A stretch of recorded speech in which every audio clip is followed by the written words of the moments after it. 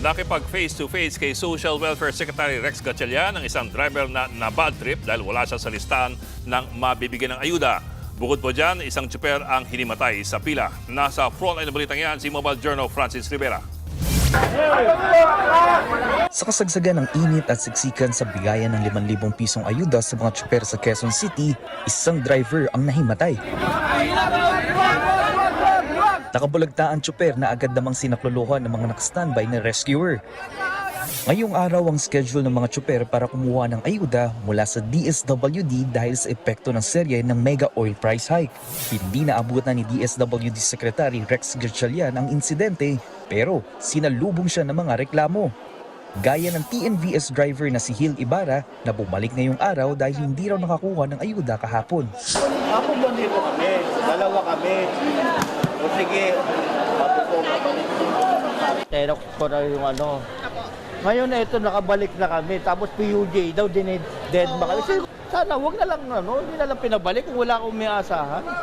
Talaga 5,000, magkukulaps ka pa rin. Relax lang po tayo. Tingnan po natin. Kaya siya na ho, high blood, high blood ako. Nilapitan siya ng kalihim at humingi ng dispensa. Basta na sa amin yung mga detalye nyo, i-notify namin yung TNC nyo para sa tamang oras at sa tamang araw ho kayo pupunta. Sir, pagpasensya nyo na kung sino nagsabi. Ngayong araw ho kasi talaga PUJ. Tiyempo namang nandun din ang representative ng Transport Network Vehicle Service. Paliwanag ng Grab, kulang sa dokumento ang mga wala sa listahan. Pero tingin ng kalihim, ang mga nawalang pangalan ay yung mga tempo driver o yung mga aktibong driver na walang prangkisa mula sa LTFRB. We saw their documents suspicious. We told them, please verify. Give us additional proof that legitimate ko from LTFRB sila prangkisa. But sir, nung hindi verify, tinanggal, sir, si chairman before on LTFRB. Suspicious sila, di dapat inalisa sa system. Sir, tinanggal na nga, sir. Kapag hinarap ko sa'yo, tapos ma-prove ko talaga.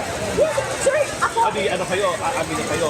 Sir, saan po? Aamin na kayo na you guys are adding more to your system na hindi na dinideclare. Sir, if they say that they are still receiving, we were happy to discuss, sir, that. Aminado si Secretary Gatchalian na problema nga nila ang mga wala sa listahan. Matapos sa Quezon City, pinuntahan din ni Gatchalian ang bigayan ng ayuda sa Maynila. Pero problema rin doon ang mga wala sa master list, kaya ang mga tsuper dismayado. Excited na sana ako para may pera ako, kaya wala yung pangalan ko. Naging bad na lang kami. Try na lang daw namin ng pair po. Malaking bagay yun kung sakaling kami makatanggap.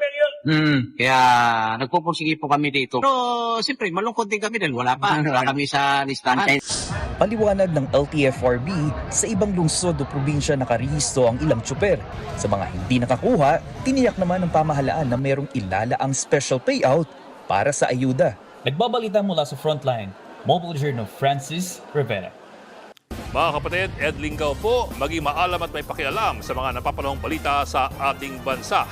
Para sa mas malilimang pagtalakay at paghimay sa mga issue at headlines, mag-follow at mag-subscribe sa social media pages ng News 5.